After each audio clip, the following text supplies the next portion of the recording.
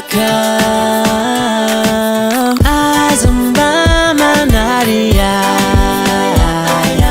hanalavitrano mitodia ripanjaka kajelony olona aza manadino ripiaino vavaka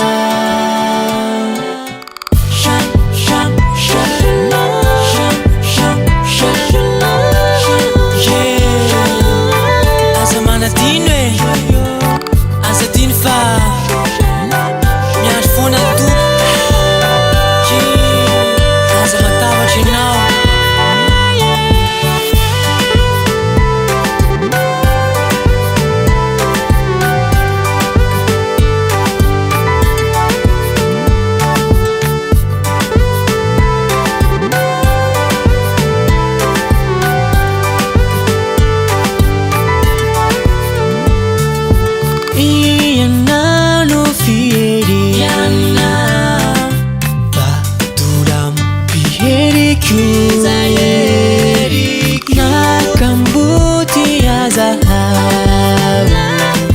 valimananano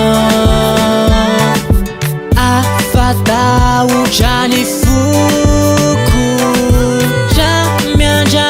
anjana azamana dinuai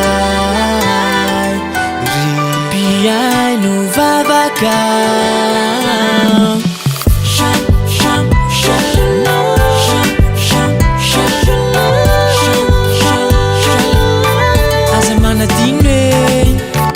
Ombatsika mianakavy ny tompo